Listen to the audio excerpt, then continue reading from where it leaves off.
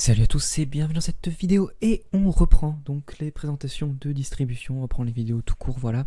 Et donc cette fois-ci on va s'intéresser à la dernière d'Ubuntu. Donc comme vous l'avez sous les yeux c'est Ubuntu Mate mais je vais y venir.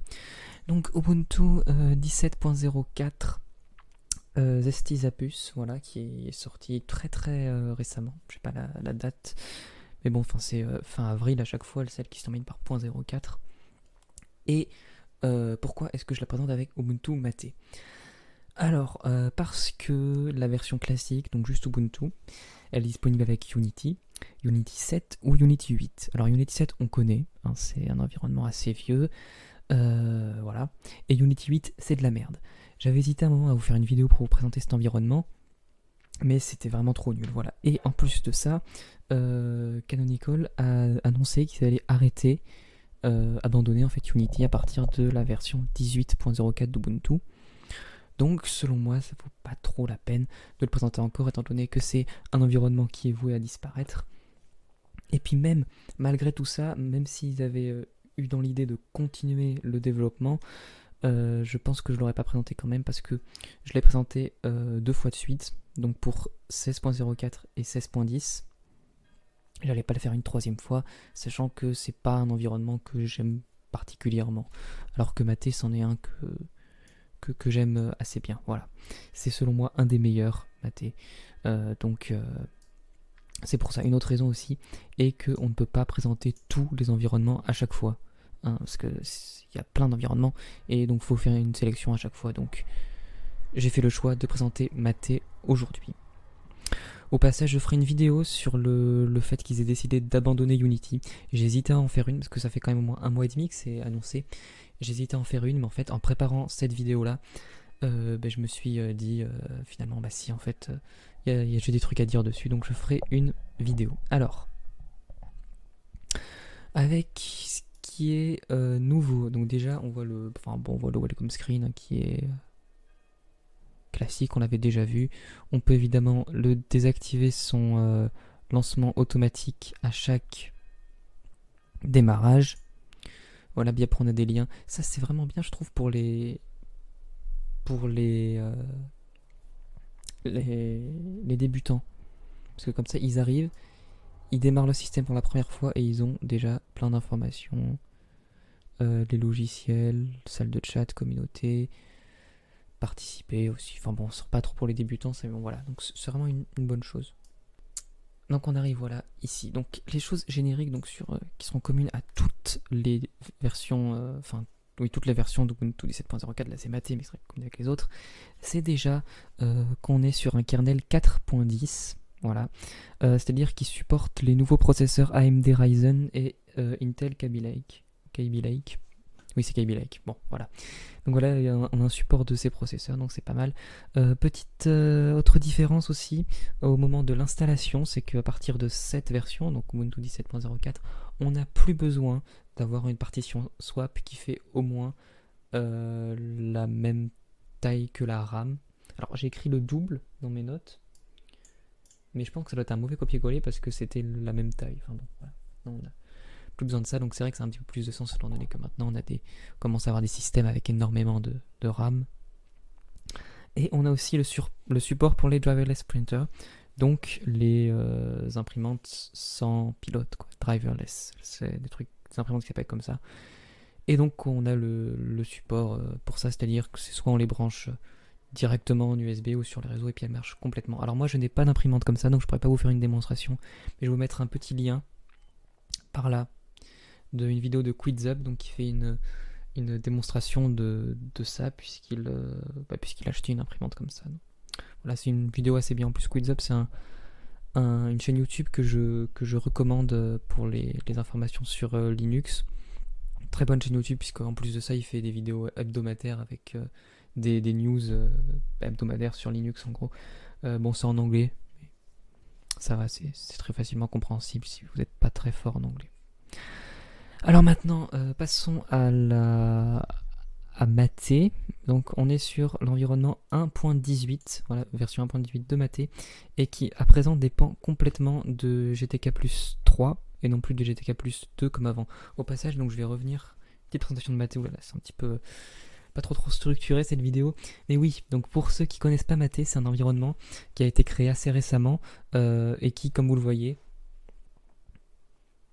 a pour but en fait de remplacer Gnome 2. Voilà.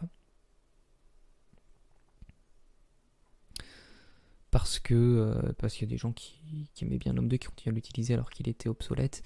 Donc voilà, Mate est né pour remplacer ça.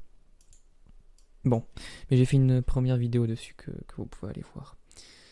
Donc au niveau des logiciels installés, alors commun à toutes les versions de Unity, enfin commun au moins à Ubuntu Mate et Ubuntu Classic, on a LibreOffice 5.3, Firefox 52 et Thunderbird 43.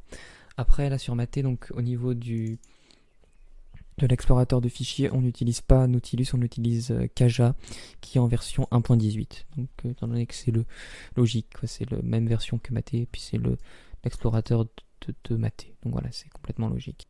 Alors au niveau de la personnalisation, donc si on va dans Système, Apparence et Mate Tweak, donc je vous rappelle que c'est là qu'on peut tableau de bord choisir entre plusieurs trucs. Notamment d'ailleurs un truc qui s'appelle Mutiny et qui en fait ressemble beaucoup à Unity. Et ça peut être une bonne chose pour ceux qui aiment bien Unity. Il y en a, ça existe. Ceux qui aiment bien Unity comme ça et qui après, donc l'abandon, pourront continuer à l'utiliser de cette manière-là. Donc on en a plusieurs, donc enfin je les avais tous présentés, je vais les représenter parce que bon voilà, on a Cupertino, donc qui utilise quand il veut. Cupertino qui utilise Planck. Est-ce qu'il aurait planté? Bon, j'ai l'impression qu'il a planté. Alors, on va le redémarrer, c'est pas grave.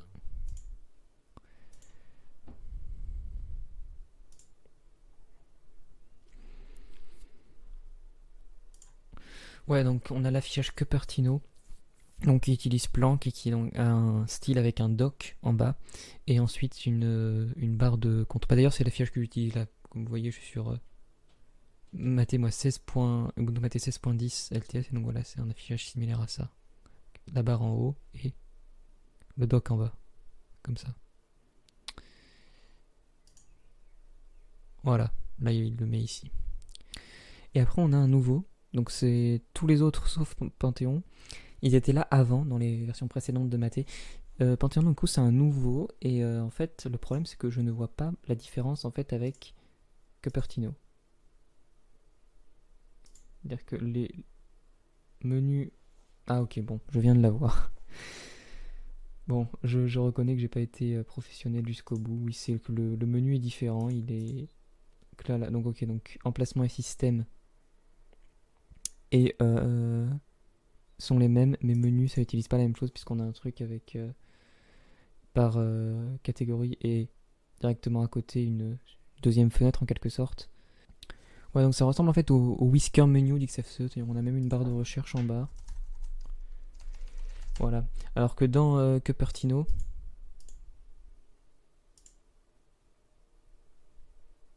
on a juste un simple, l'équivalent en fait du menu classique d'XFCE. Ouais, donc pour le coup, voilà, j'étais vraiment pas allé très loin dans mon investigation, mais pour le coup, ce nouveau, je sais pas comment appeler ça, style sous-environnement ou je sais pas quoi, de ce nouveau mode d'affichage en fait de Ubuntu Mate Panthéon, donc voilà, il est assez sympa du coup. Je pense que ouais, je recommande beaucoup Panthéon par rapport à Cupertino pour le coup. Mais il y a des gens qui aiment bien avoir un menu simple comme ça. Des vieux utilisateurs de Linux qui à la limite font tout avec des raccourcis clavier et des lignes de commande. D'ailleurs, il y en a certains d'entre eux qu'on peut voir parfois sur YouTube. AJ Isaac peut-être, je suis pas sûr, qui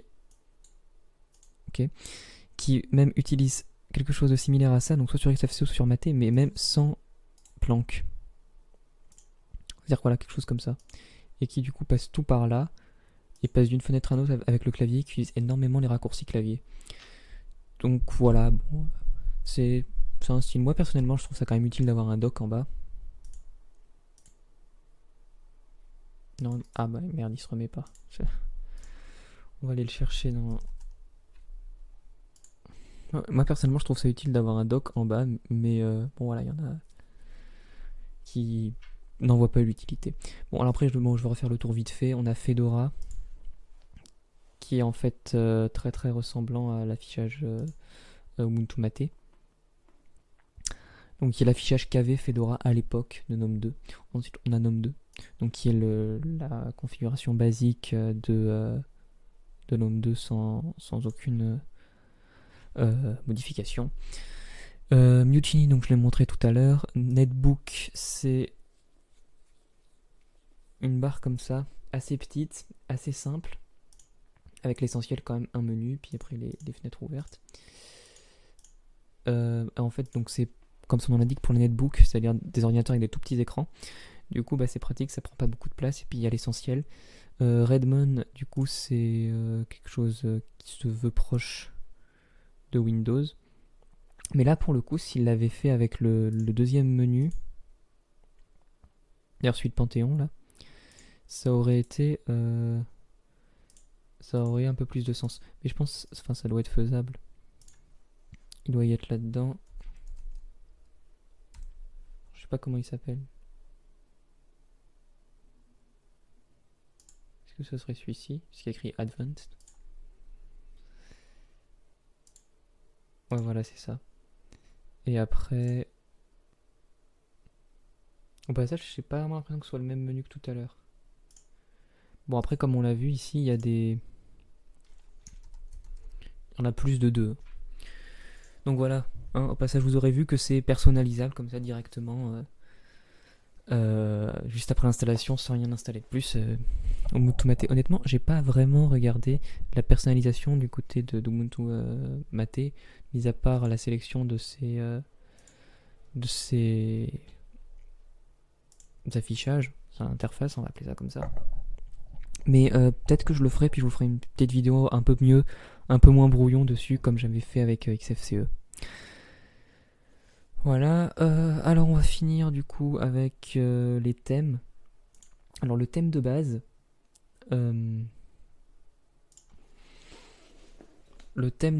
donc personnalisé, qui s'appelle comme ça, mais en fait ça doit être celui-ci, je pense.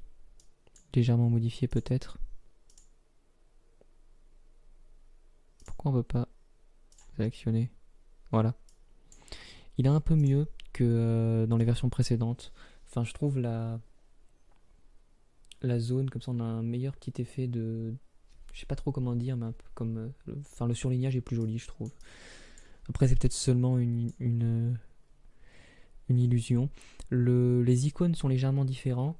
Enfin, je parle de la version précédente. Et le vert aussi me semble un peu plus clair. Après, c'est seulement une impression. Mais sinon, dans les thèmes installés par défaut, il n'y en a pas de nouveaux. Mais bon, après, on peut en installer d'autres. Il suffit de les télécharger, cliquer sur installer, et puis voilà. Juste, rappelez-vous maintenant, c'est GTK plus 3, c'est plus GTK plus 2. Et au niveau des fonds d'écran, arrière-plan, alors là, je sais pas si on a des nouveaux par rapport aux autres versions d'avant, mais on peut voir quand même qu'il y a toujours un choix assez vaste. Même s'il n'y a pas vraiment ce que moi j'aime bien, c'est-à-dire des grands paysages.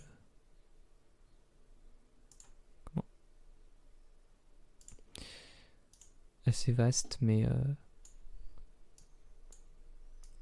Bon voilà, celui-là il est sympa. On va le laisser comme ça. Bon, ben voilà, c'est fini pour cette... Bon, c'était pas vraiment une review quand même, parce que je suis pas rentré dans les détails de ce que j'avais dit la dernière fois. Voilà, ça me semble... Bon, à 2 versions d'écart, ça me semble pas vraiment nécessaire de le faire. Je le referai peut-être... Enfin, je le referai sûrement pour les versions suivantes. Mais bon, du coup, je vais vous dire à très bientôt, à la prochaine. Normalement, la semaine prochaine avec ma vidéo donc sur ma réaction à la décision donc d'abandonner Unity. En attendant, je vais vous dire salut à tous, à la prochaine. Si vous vous ennuyez que vous n'avez pas quoi regarder, je peux vous conseiller ma vidéo. Je vais vous en conseiller deux, les deux qui sont dans le petit i en là. Donc soit la première fois que j'ai présenté Ubuntu Mate, comme ça je rentre un petit peu plus dans les détails, soit ma présentation de Ubuntu sur Unity 16.10, comme ça vous pouvez voir à quoi ça ressemble Unity si vous en avez aucune idée. En attendant, je vais vous dire salut à tous et à la prochaine.